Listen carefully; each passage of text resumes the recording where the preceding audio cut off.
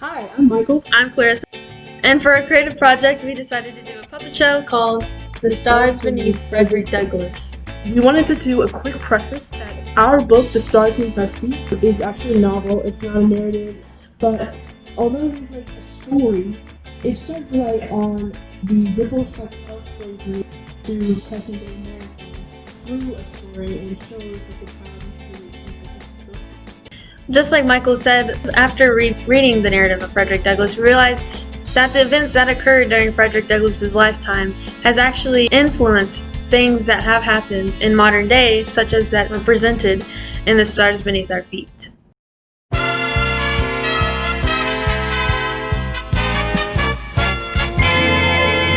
hello, boys and girls. My name is Morgan Freeman, and today I'm going to tell the true tale of how slavery in the United States has impacted modern-day African Americans. Now, you might be thinking, what on earth are you talking about, Mr. Freeman? Slavery was well over 100 years ago.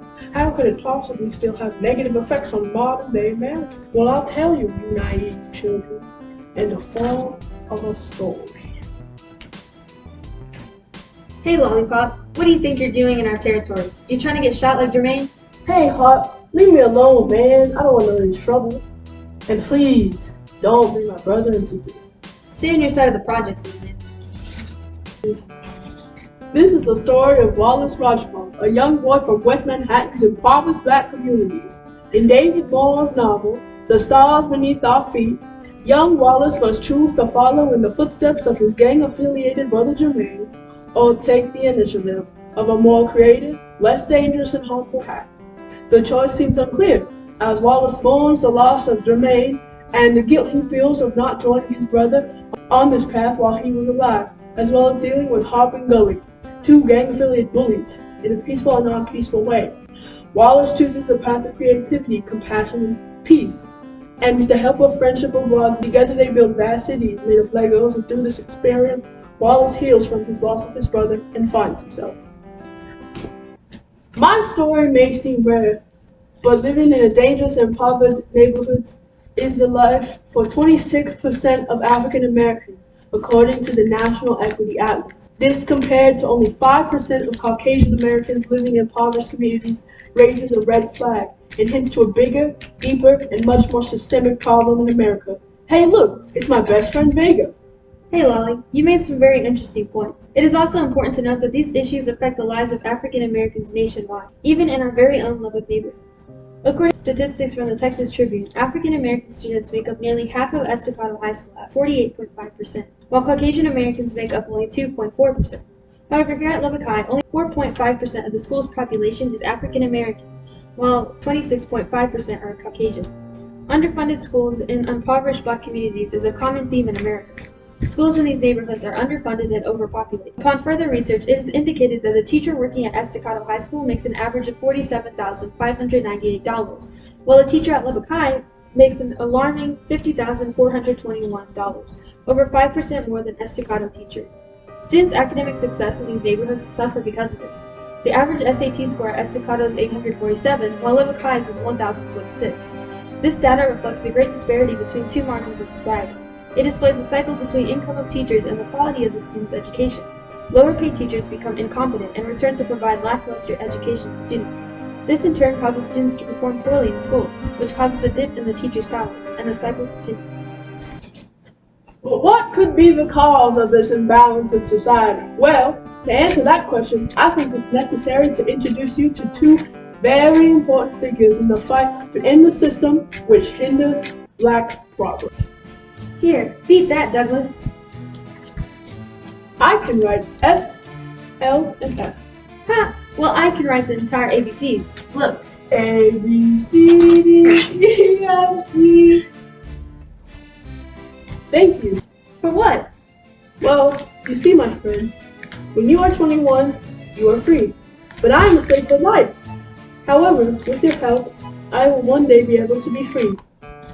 We now enter the story of Frederick Douglass, a popular abolitionist born a slave and died a legend.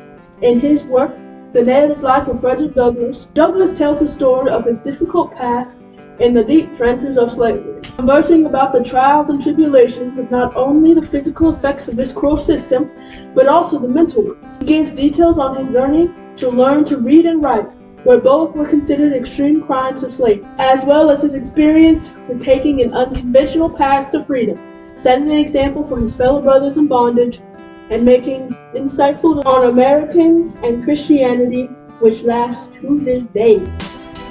Hey, watch where you're going, man. You can really get yourself hurt bumping into people like that around here.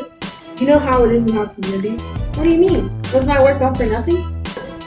Are you off your meds, old man? No, son.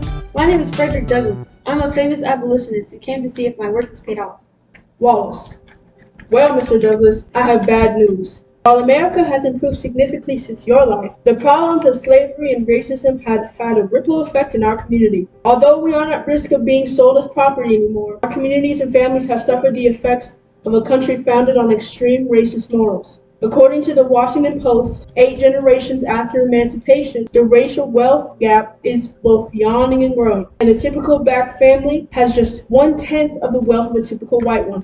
Add this with the racial profiling, police brutality, redlining, and countless other shrouded forms of discrimination, you get today's America. Today's America hinders the success of descendants of slavery. Today's America neglects our youth and neighborhoods. Today's America is not equal. Although I am upset, I can't say I'm surprised. Tell me this is at least. What have you done to try and hinder the decline of our community? In short, sir, I choose creativity instead of easy gain money, and my way out of my marginalized neighborhood. When my mother's girlfriend was caught stealing lead, the look on my mother's face convinced me that crime isn't the way to success. I don't want to follow my brother Jermaine's footsteps. I knew my way out was through my Legos, through building, imagining, and dreaming. Although it was, and I knew I wanted to be defined as great. Very good, my boy. You know, although we came from different circumstances, we aren't so different. Choosing the correct path in order to improve my life and set precedents for future generations is something I did as well. Learning to read and write were the first steps in my journey, but teaching fellow slaves how to read was the correct and unconventional road I took in order to improve my community and aid many generations after me in the struggle for freedom. In the end, society as a whole in today's world can learn from the past and correct the present. Much like building your cities were yours. Although specific detailed laws hold us from coming together as one nation, we can persist and push until the United States becomes, well, united. Let our heroes from the past, like Frederick Douglass, and the lesser-known heroes like Wallace inspire you to guide you towards a better future. The end!